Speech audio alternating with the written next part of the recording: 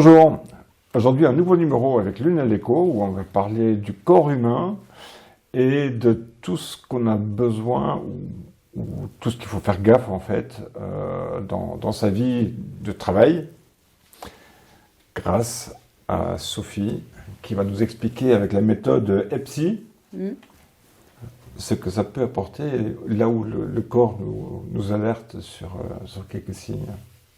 Bonjour Sophie. Bonjour. Alors, avant EPSI, il y avait une sportive de haut niveau.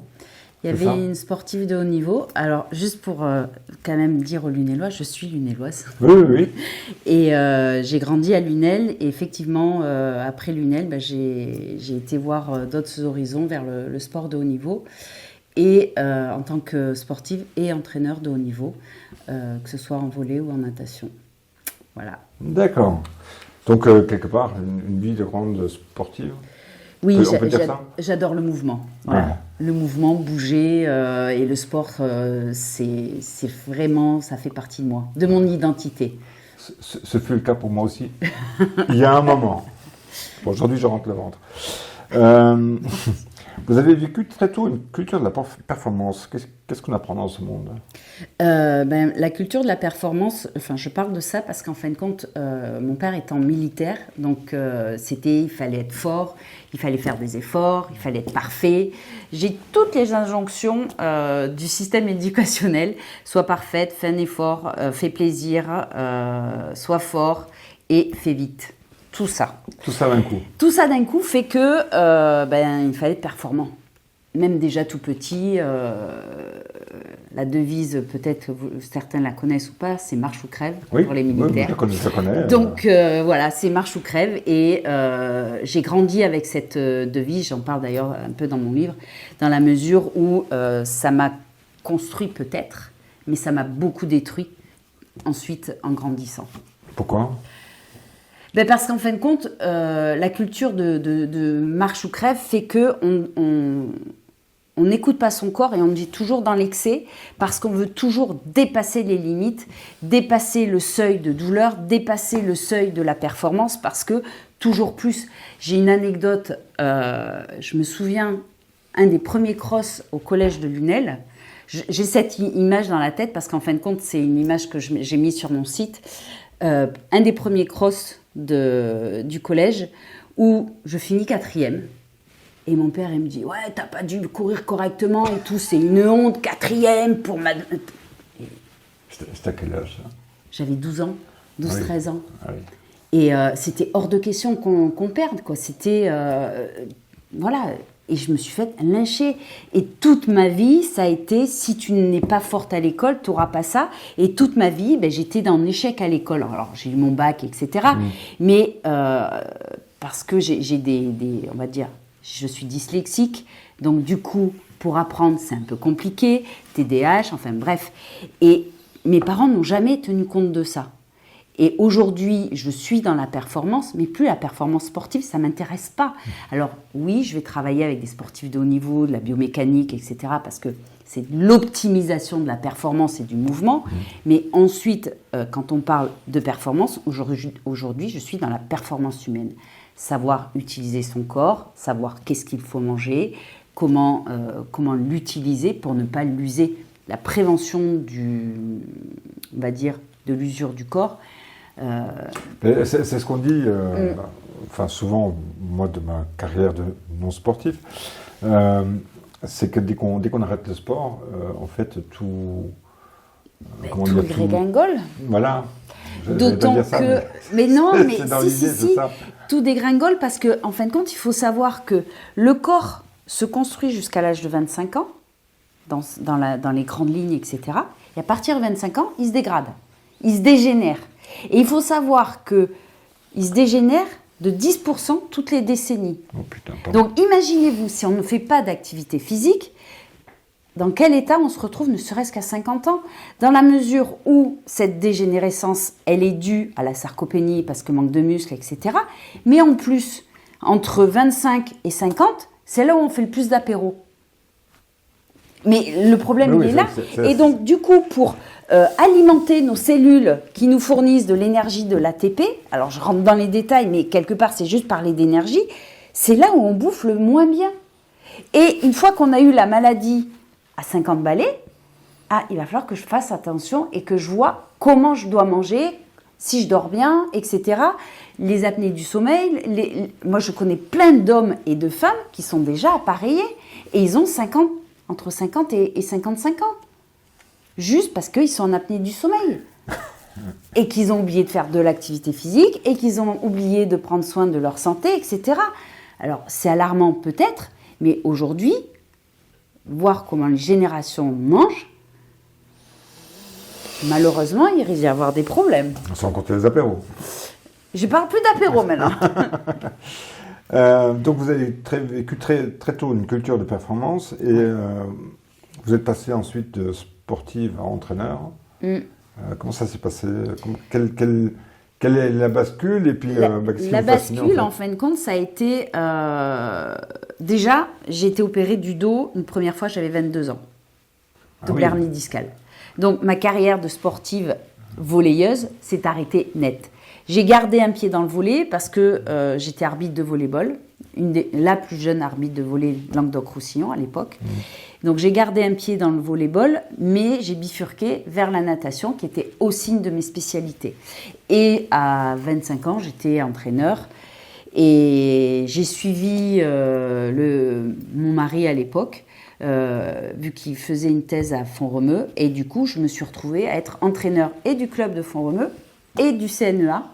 Donc j'ai eu la chance de voir tout plein de sportifs de haut niveau, quel que soit, c'était pas que des nageurs, vu que au Centre national de Font-Romeu, il y a toutes les disciplines qui passent, du marathonien au rugbyman, enfin bref, j'ai côtoyé beaucoup de sportifs. Et il se trouve qu'au moment où moi j'étais, le CNEA ouvrait une section natation pentathlon. Et dans cette section, il y avait Camille Lacour. Donc, je me suis retrouvée pendant 2 ans à entraîner Camille Lacour. Ça a été une super expérience, même s'il n'était pas ce qu'il est devenu. Mais de côtoyer ce haut niveau, et puis Richard et Anne, qui étaient à l'époque les entraîneurs du club et du CNEA. Richard, aujourd'hui, est directeur national de la Fédération de natation. Donc, il avait des mots qui, moi, me parle encore aujourd'hui, 30 ans après, où il disait « nous sommes des Formule 1 ». Les nageurs, on est des Formule 1. Mais le sportif est une Formule 1, dans la mesure où il doit être économe pour aller le plus vite et le plus loin possible. Et quand on a compris ce trio, eh ben, on met en place des mouvements, mais quel que soit le sport, parce que moi, je sais que ce qui m'a appris, je le pratique maintenant dans tous les sports, même si je ne les ai pas du tout pratiqués. Que ce soit en golf, en tennis, la course à pied, j'en ai fait. Mais tennis et golf, je vais vous dire en toute sincérité, je ne l'ai jamais pratiqué. Et pour autant, j'ai fait faire des performances aux gens. Quelqu'un qui était 14, qui est passé 10. Une dame qui était 27, elle est aujourd'hui 19. Je ne sais pas de quoi je parle, hein, mais voilà. Un mec qui était 15-4, il est passé 15-3, sans tenir une raquette. On n'a fait que la biomécanique du mouvement, la performance, de l'optimisation de la performance. Et ça, j'ai adoré. Et aujourd'hui, j'ai un œil, on va dire, que j'appelle bionique, parce que j'arrive à voir dans les séquences d'un mouvement ce qui ne va pas et là où il faut aller travailler. Et j'adore. Franchement, travailler avec des sportifs de haut niveau ou des sportifs qui ont envie de performer dans leur activité, c'est magique. D'ailleurs, vous dites à un moment, mon corps est mon laboratoire. Oui. C'est un petit peu ça l'idée, non? Mon corps a été mon laboratoire complètement parce qu'en fin de compte, tout ce que j'enseigne aujourd'hui, je me le suis appliqué à moi-même. Pour la petite anecdote, il y a 6 ans, je ne marchais plus. Donc j'ai subi une grosse opération du dos, c'est toute une histoire personnelle et professionnelle qui s'est mélangée. Si vous voulez, vous lisez mon livre et vous aurez toutes les histoires, toute l'histoire dedans. Mais en fin de compte, à partir du moment où j'ai été opérée, donc double arthrodèse, dans cette opération, il y a 7 heures d'opération, 4 opérations en une fois. Le chirurgien a pris un risque, j'ai pris un risque. J'aurais pu y rester, tout simplement. Mais je suis là. Donc, c'est ça qu'il faut retenir. Tant mieux. Non, mais c'est ça qu'il faut retenir. Et en fin de compte, à partir du moment où j'ai été opérée, dès le lendemain, je marchais. Et j'ai découvert ce que le chirurgien m'avait fait. Je ne savais pas ce qu'il allait me faire, juste qu'il y avait 4 opérations. Je lui ai fait une confiance aveugle à M. Vassal. Le lendemain, donc on est le 24 décembre, je découvre, ça c'est une photo qui date du 24 décembre 2019, je découvre ce que j'ai dans le dos. C'était joyeux Noël quelque part. Ah, je me suis fait le plus beau cadeau de Noël. Et le chirurgien, il me dit, alors je vous explique, je vous ai mis juste 2 étages, je dis merci pour la tour Eiffel, maintenant il va falloir que vous vous transformiez, parce que dans 5 ans je vous mets le 3e, si vous ne changez pas. Et là, ma culture de la performance, elle n'était plus du tout dans l'effort, ni dans l'excès, ni rien du tout, parce que je suis arrivée à l'hôpital, j'avais un seuil de douleur à 14/10. Les infirmières m'ont dit, mais ça n'existe pas. J'ai dit, si, regardez, je ne marche plus. Donc, c'est que ça existe. J'ai été jusqu'au bout. Et donc, du coup, à partir de ce moment-là, j'ai dit, je veux le meilleur pour mon corps. Donc, j'ai tout réappris. À respirer, à marcher, à courir, à manger, à dormir. Parce que dormir sans douleur, je peux vous dire que quand on a un système nerveux qui est usé par la douleur, par tout ce que j'ai pu vivre pendant 3 ans de souffrance, parce que c'est de la vraie souffrance, aujourd'hui quand j'ai mal, je me dis mais t'as été barré, t'es cinglé d'avoir été jusque-là. Mais du coup, ça m'a permis de créer quelque chose pour moi qui est extraordinaire, c'est d'apprendre aux gens à remettre ou à restaurer le fonctionnement naturel. Et psy, c'est ça. C'est remettre le fonctionnement naturel dans son corps, donc plus d'efforts, juste de l'écoute du corps et de la bienveillance envers soi. Cette épreuve qui a quand même été lourde, ça a duré combien de temps? 2 ans? Parce que vous étiez nouveau en forme, si je puis dire. Alors, en fin de compte, il y a eu le Covid, donc ça m'a beaucoup aidée. Ouais. J'ai pu moi-même tout repartir. J'ai eu 6 mois d'arrêt de travail. Et de reprendre, j'ai envie de dire, de reprendre comme avant, c'est plus possible. Je ne peux plus forcer, je ne peux plus courir comme avant. Alors, je fais encore, là, cette année, pour mes 55 ans, avec ma kiné, qui est devenue une amie. Elle me dit, ouais, j'aimerais bien qu'on fasse un truc ensemble, machin. Donc, on a fait un swimrun. On s'est entraîné pour faire le swimrun de la Grande Motte, 10 km, 7 km et demi de course à pied et 2 km et demi de natation. On l'a fait. On est arrivé avant-dernière. J'ai dit waouh! Mais j'étais super contente parce que d'avoir pendant toutes ces années visé le podium, là c'était juste le plaisir de participer. On finit avant-dernière, et ben c'était ok. Alors qu'il y en a plein qui auraient pu dire ouais, quand même, t'exagères, toi, l'ancienne sportive. Mais je m'en fous. C'était le plaisir de participer. Et en toute franchise, Lulu m'a beaucoup aidée parce que je n'arrivais pas à accélérer. En natation, ça allait, même si la mer était démontée. Mais en course à pied, elle était devant moi, elle me traînait presque. Mais bon, ça a été une super aventure et voilà, le sport, c'est différent, c'est du plaisir. Revenons là maintenant un petit peu sur le sujet de l'UNELECO qui est quand même plus orienté entreprise. Bien sûr. Pourquoi les entreprises elles oublient le corps? Parce que c'est quelque part quand même aussi un facteur clé, je pense. Ah ben, c'est un facteur clé dans la mesure où les entreprises, enfin que ce soit les entreprises, les entrepreneurs et les équipes, elles n'ont qu'une seule idée en tête, c'est faire du chiffre, faire de la productivité, faire. Et à quel moment on est être. Donc être, c'est être dans le corps, et faire, c'est être tout le temps dans l'action, donc on n'écoute pas le corps. Et aujourd'hui, les entreprises, si elles veulent durer dans le temps, si les entrepreneurs veulent, on va dire, performer dans la longévité, parce qu'on peut parler de performance quand on écoute le corps, dans la mesure où la performance humaine, c'est être à l'écoute, j'ai envie de dire, de sa fatigue. Parce qu'en fin de compte, les entreprises, les entrepreneurs, on n'écoute pas notre fatigue. Et la fatigue, c'est être à l'écoute de son corps, être à l'écoute de son fonctionnement, de dire « je suis fatigué, je vais me reposer ». Mais non, c'est pas possible de se reposer. Je suis un entrepreneur, je dois faire. Et à partir du moment où on met en lutte le faire et le être, ou l'avoir et le être, eh ben, on rentre dans un conflit intérieur de notre corps où le corps va nous parler, mais on ne l'écoute pas. Et un jour, le corps va nous parler encore plus fort, comme moi il y a 6 ans, et là, ça va être clash. On arrête, burn-out, maladie, etc. Et quand on va voir le docteur et qui nous dit « Alors, je vous explique, vous êtes allé un petit peu trop loin, je ne sais pas, moi c'est ce qui s'est passé, hein. Ouais. Je vous explique le truc. Alors, ok, vos clichés, je vais vous dire franchement, hein, Madame Surju, hein, je ne sais pas par quel bout commencer. Il va falloir que vous fassiez des examens complémentaires pour savoir comment je dois vous opérer. Et là, tu te dis, non mais j'ai été barré. Et tu pries le ciel pour que les examens, tu les passes rapidement. Et je parle de ça, c'est il y a 6-7 ans. Aujourd'hui, le rapidement, c'est 6 mois. Ouais. Donc, quelque part, on use encore plus c'est notre système nerveux central, malheureusement, et on est tout le temps, en plus, une fois qu'on nous a dit ça, il y a le stress qui va se rajouter, même si on est déjà stressé, là, il y a l'anxiété qui va se rajouter, et on dort moins bien, et machin. On rentre dans un engrenage, mais qui est juste infernal. Et j'ai envie de dire à tous les entrepreneurs qui peuvent écouter, c'est à un moment donné, de prendre conscience que notre corps, c'est pas une machine. Quand, par exemple, je donne cet exemple parce que quand, par exemple, notre voiture, elle use les pneus plus d'un côté que de l'autre.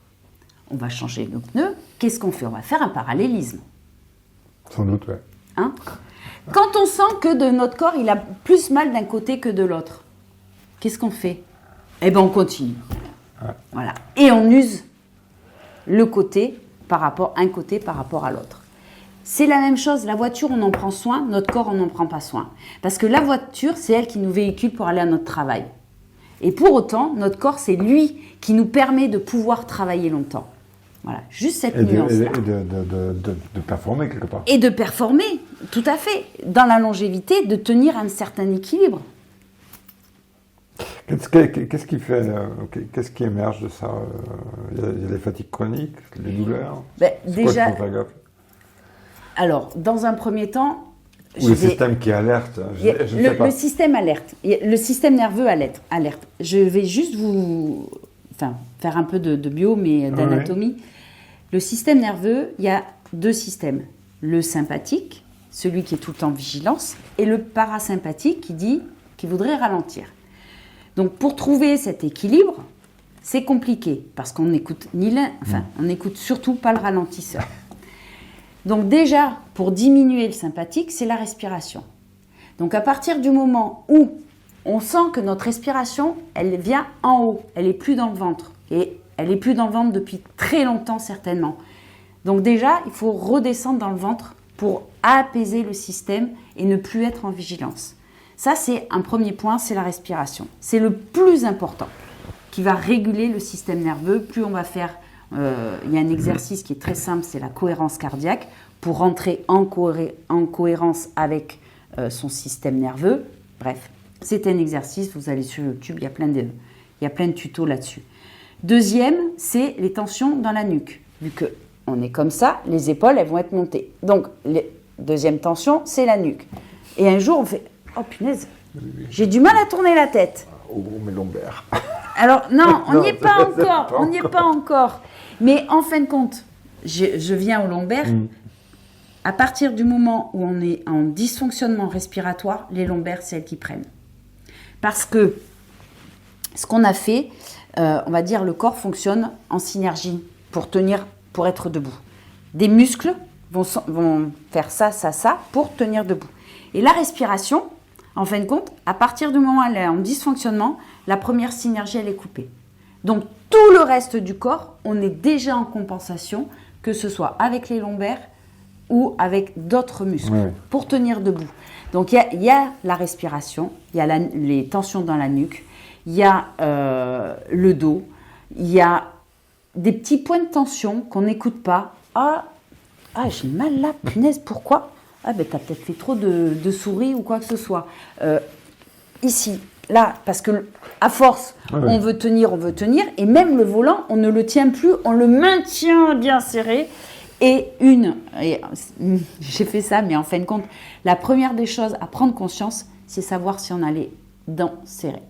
À partir du moment où on serre les dents, c'est pas bon. C'est pas bon. C'est pas bon et c'est pire que pas bon parce que une information, la mâchoire est un des capteurs sensorimoteurs, donc c'est un des capteurs qui va donner les informations au cerveau et au système pour dire attention, je suis en tension. Parce que la mâchoire donne l'information de la tension des tendons. Donc les tendons, c'est les accroches des muscles. Donc tension musculaire. Donc ce que je dis bien souvent aux gens, c'est ayez très souvent la langue au palais pour pouvoir lâcher ici. Parce que si, quand on fait ça, on a mal, c'est qu'on serre. Et quand on serre plus d'un côté que de l'autre, eh ben on a toujours mal du même côté qui serre trop. Et les dirigeants là-dedans? Eh ben, les dirigeants, il faut qu'ils prennent conscience de leur mal-être, tout simplement. Ils en prennent conscience ou... Alors, en toute franchise, oui, ils commencent à en prendre conscience parce qu'il y a la QVCT qui est en train de... Enfin, ils ont des obligations de RSE, de QVCT dans les entreprises. Il y a tout un... Même au niveau de la... Comment dire de la médecine du travail, etc. Il y a cette prise en compte. Mais à partir du moment où ils ont l'information, il y a des entreprises qui préfèrent payer que de faire du bien-être à leurs employés. Mais aujourd'hui, on est à un tournant où justement, il y a de plus en plus de prise de conscience, juste à mettre des petites choses en place. Moi, je dis faire des pauses, ne serait-ce que toutes les demi-heures, on se lève, on va boire un coup, on revient, c'est déjà ça, que d'être tout le temps figé sur son ordinateur, ou on reste alors en ordinateur, ok, eh ben, on va mettre ses bras là et on va se lever, on va regarder loin devant, parce qu'il y a la fatigue oculaire aussi qui rentre en jeu.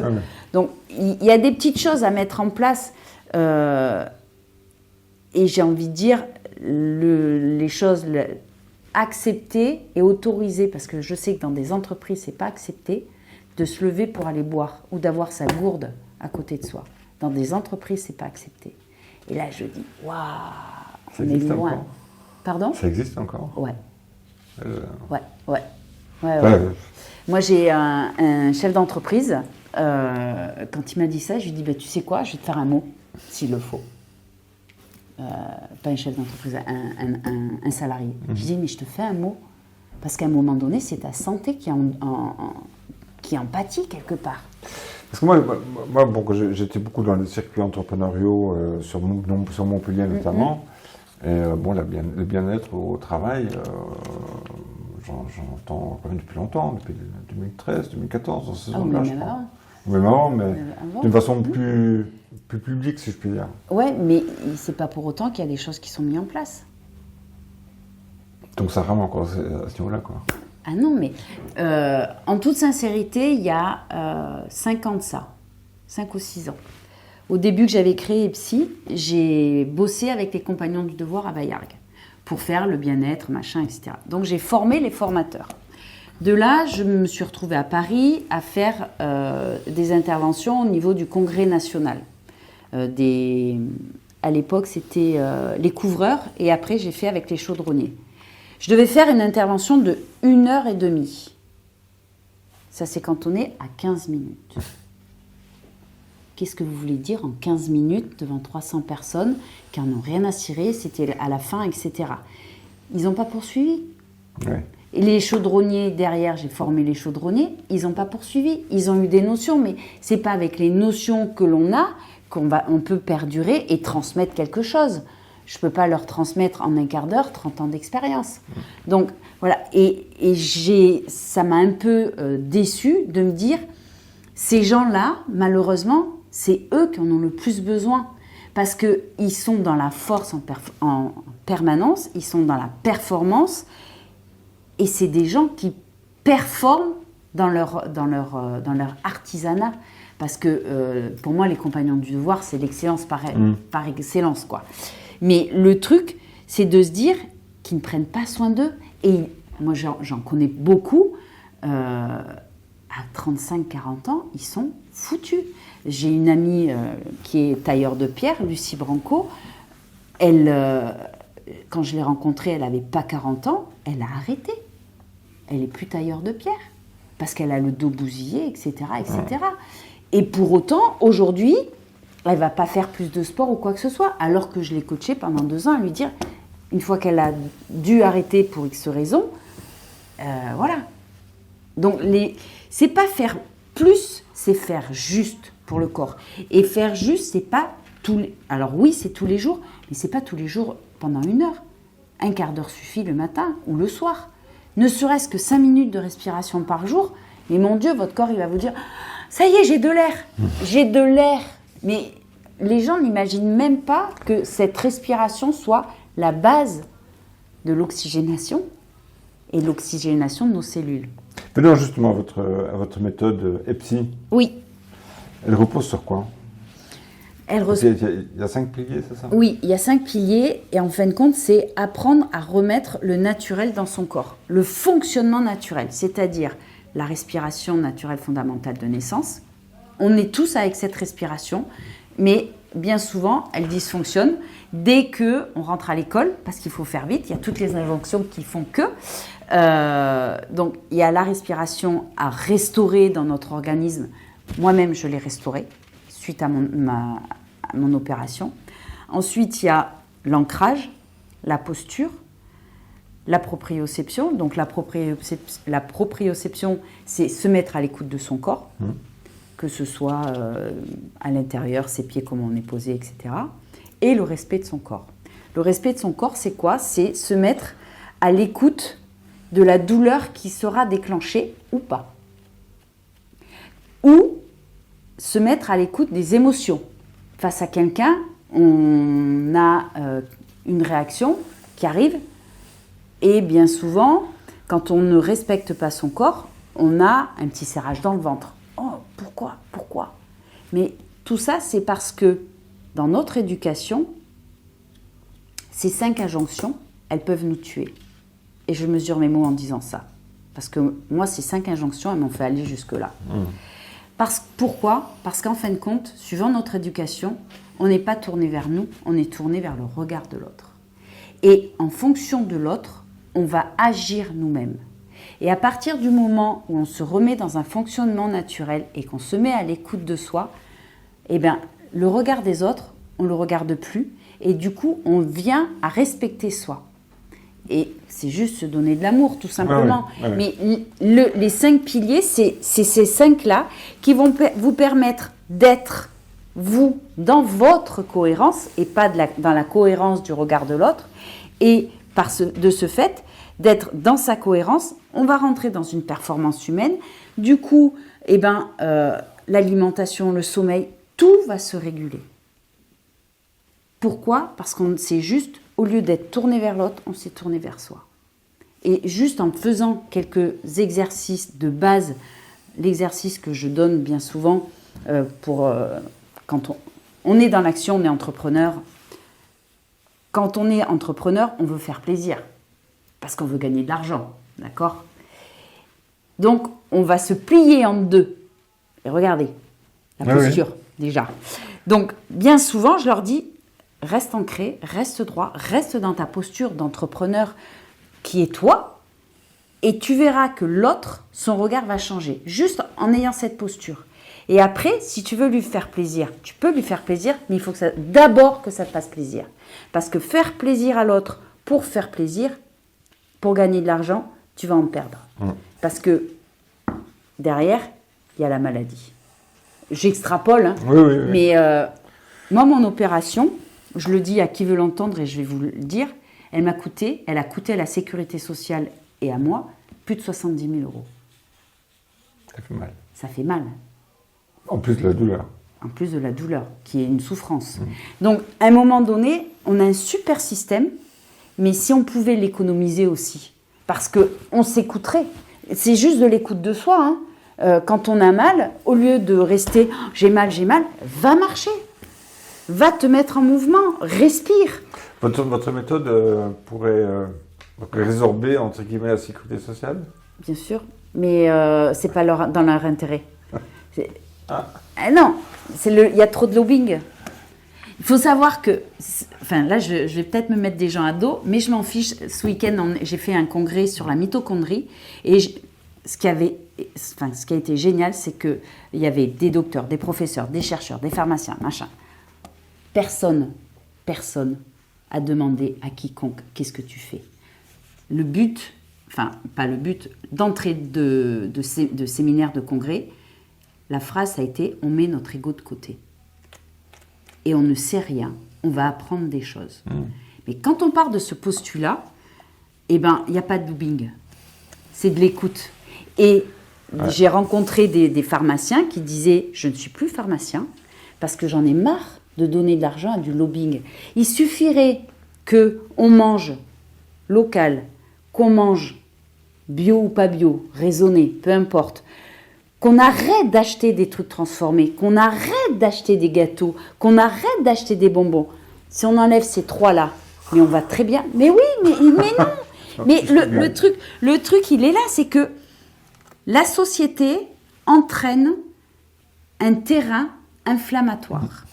Cette inflammation, c'est elle qui fait que notre système nerveux rentre en dysfonctionnement. Et quand les gens auront compris que notre système nerveux, c'est lui qui pilote notre être et c'est pas nous. Nous, on n'est rien. On lui donne à manger de la merde. Donc, qu'est-ce qu'il fait? De la merde. Je suis désolée de parler mal, mais quelque part, c'est ça. Et du coup, on entretient notre inflammation et on va se déclencher nos maladies, que ce soit le cancer, la sclérose en plaques, tout. Les maladies auto-immunes, moi j'en ai 2 maladies auto-immunes, mais pour l'instant, j'arrive pas à les résorber. Parce qu'il y a l'anxiété, parce que la vie, etc. Mais je les ai calmés. Aujourd'hui, mon système inflammatoire, j'ai mon pH dans mon corps, il est neutre. Alors qu'il était inflammation. Mais vraiment très haut. Voilà, ça fait 5 ans que je fais des jeûnes, et du coup, j'en suis là. Mais j'ai encore l'inflammation. J'ai encore du chemin à faire. Quels sont les problèmes les plus souvent observés en entreprise? Maux de dos. Maux de dos? Maux de dos et j'ai envie de dire les gens qui se courbent de plus en plus. Parce que on est sur nos téléphones et les maux de dos parce qu'on ne sait pas comment s'asseoir, les gens ils ont une respiration dysfonctionnelle. Donc à partir du moment déjà où on remet de la bonne respiration, alors j'aime pas forcément dire la bonne respiration, c'est juste remettre une respiration ventrale pour que le diaphragme puisse se mobiliser. Parce que les douleurs de dos, c'est parce que le diaphragme est bloqué et donc du coup il n'a plus sa mobilité. Donc on est comme ça. Et du coup, ça fait un verrouillage dans le corps. Peut-on réellement mesurer un impact sur la performance d'une équipe? Pardon? À travers vos méthodes, oui. On peut réellement mesurer un impact sur les équipes? Oui, dans la mesure où, à partir du moment où les gens prennent conscience de petites choses qu'on peut mettre dans le quotidien, ça fait des grands mouvements en soi, donc dans l'équipe au niveau du travail. Vous proposez des conférences, des ateliers, des accompagnements individuels. À qui ça s'adresse? À tout le monde. En fait, alors, je sais, les gens qui sont dans le marketing, dans le commerce, c'est pas tout le monde. En fin de compte, j'ai créé une méthode de haut niveau pour l'amener à l'universel. Parce que quand j'étais en STAPS, on nous parlait tout le temps de Pierre de Coubertin, il fallait participer, machin, pour le sport pour tous. Le sport pour tous, il est où? Donc je me suis dit, et quand je l'ai créé, c'est comme ça que je l'ai pensé, Pierre de Coubertin, il nous a menti. Voilà, il n'y a pas de sport pour tous. Il y a du sport de haut niveau pour l'élite, mais est-ce qu'à un moment donné, on apprend, ne serait-ce qu'au club, à fonctionner comme le sport de haut niveau? Donc cette méthode, c'est apprendre à fonctionner comme un sportif de haut niveau, mais de manière universelle. Voilà. Et donc du coup, c'est pour ça que je parle des 5 piliers, qui sont très facilement à mettre en place. Les conférences, j'ai plusieurs thèmes, mais celle que j'adore, c'est sur l'hygiène de vie. C'est un truc tout bête, mais le corps est un écosystème socle de la performance et de la longévité. C'est juste ça, c'est de l'hygiène de vie à mettre en place. Il y a plusieurs piliers. Les ateliers, c'est des ateliers où c'est comme un jeu de cartes que j'ai créé et qui nous apprend à savoir où on en est dans notre cycle de vie. Et il y a, on va dire, 5 cartes qui sont, on va être là à analyser ou à voir là où on en est. Et les 2 autres cartes, c'est je m'autorise à, par exemple, bouger tous les jours pour aller vers une cohérence de la performance humaine. Voilà. Et tout le jeu, c'est là-dessus, s'organise comme ça. Donc les conférences, ça c'est les ateliers. Et ensuite, je propose des séminaires sur 2 jours. J'en ai fait un là, sur 3 jours. J'en ai fait un début mai. Le prochain, c'est au mois d'octobre. Et les accompagnements, c'est en fonction d'un bilan de posture que je fais, qui dure entre 1 heure et 2 heures. Et à partir de là, on définit qu'est-ce qui est le mieux pour la personne. C'est des accompagnements de 1 mois, 3 mois et 6 mois. Et ce genre d'accompagnement, c'est tous les jours? Vous êtes au téléphone Alors, je les vois une fois tous les 15 jours. Ouais. Et par contre, il y a un suivi. Alors, pas dans le suivi de 1 mois. À partir de celui de 3 mois, effectivement, ils peuvent me solliciter tous les jours. Mais je vais aussi leur dire, attention, moi, je peux te donner des conseils. Mais si tu ne les appliques pas, tu n'as pas besoin de m'avoir tous les jours pour te dire comment faire. Ouais. Voilà. C'est vraiment de la prise de conscience. Et aujourd'hui, je prône pour devenir propriétaire de sa santé et responsable de sa santé. Parce qu'on n'est pas propriétaire de notre santé. Hein. C'est la sécurité sociale qui est propriétaire de notre santé. Et les industriels. Et les industriels, exactement. C'est un peu de choses près. Hein, Ah, mais complètement. Donc, tout à fait. À partir du moment où on va devenir responsable de notre santé et acteur, du coup, on va se mettre à manger mieux, on va se mettre à dormir mieux, à bouger, à récupérer, etc. Et la récupération, elle fait partie de l'entraînement, entre guillemets. Ouais. Un sportif, aujourd'hui, il récupère. Hein. Il n'est pas tout le temps en train de s'entraîner. Hein. Il s'entraîne le matin, le soir et à midi, il mange et après, il dort. Le rythme, c'est ça. Hein.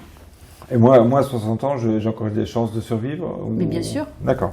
Bon, alors, en toute sincérité, un des messieurs, enfin des conférenciers qu'on a eu, il était cardiologue, il avait 73 ans et il dit « Je suis un ancien fatigué ». On ne lui donne pas 73 ans. Il est comme ça, alors oui, il a son petit ventre d'homme, voilà, mais franchement, il a une pêche. La personne chez qui je vais faire les jeunes, elle a 67 ans, tu lui donnes pas 67 ans au niveau de la mobilité, machin, etc. Il y a pas, j'ai envie de dire, il n'y a pas d'âge pour bien se reprendre en main. Bon, c'est déjà ça.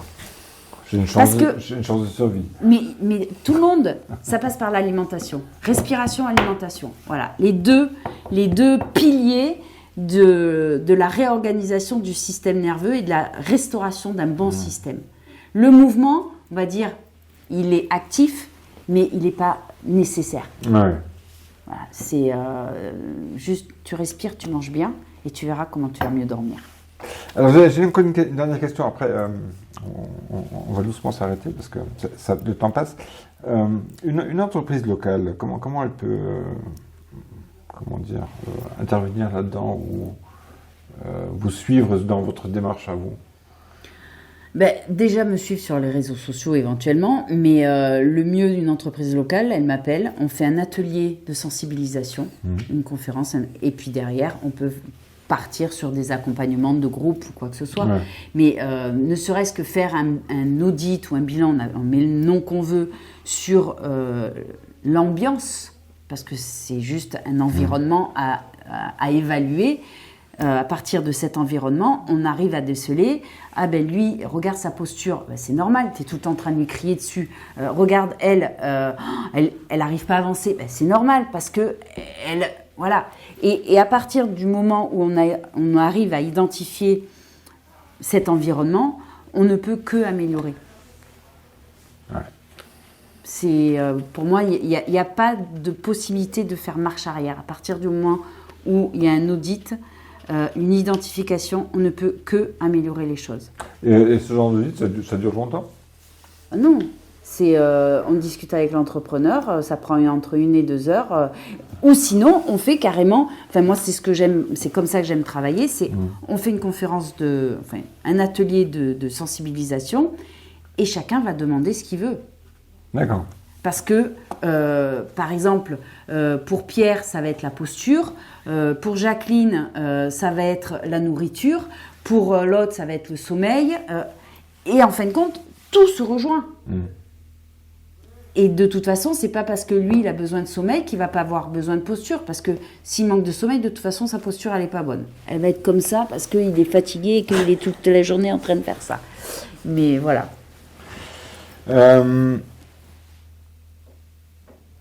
Pensez-vous qu'on entre dans une époque où la performance durable va remplacer la culture du toujours plus?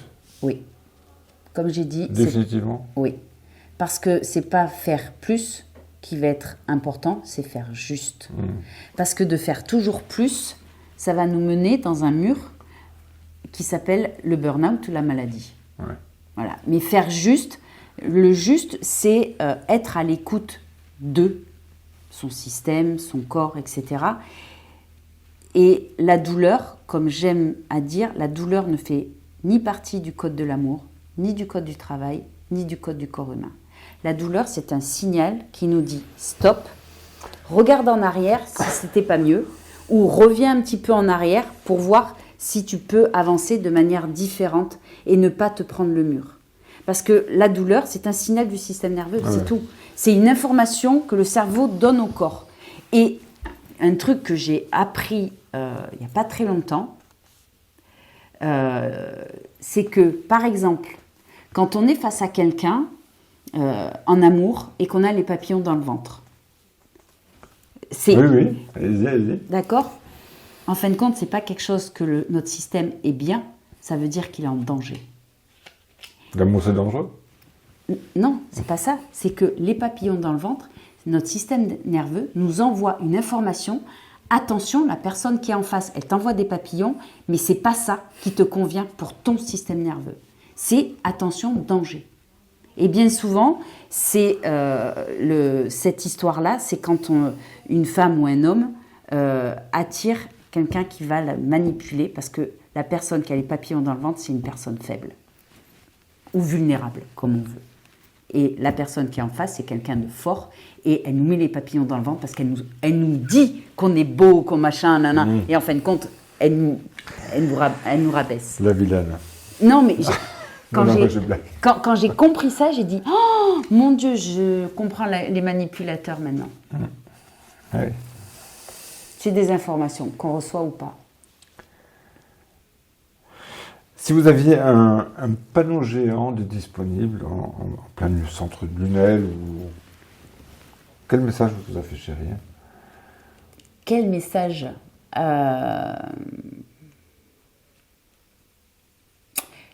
Je vais dire celui que je dis tout le temps, le corps est un écosystème, socle de la performance humaine et de la longévité.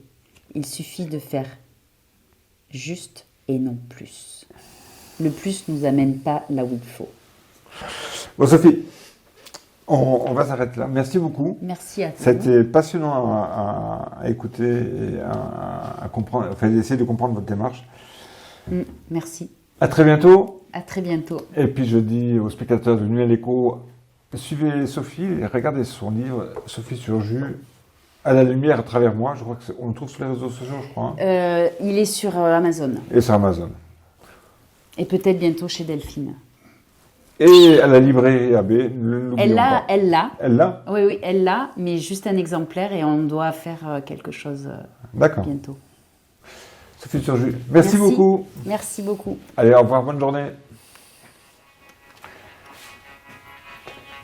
Attention.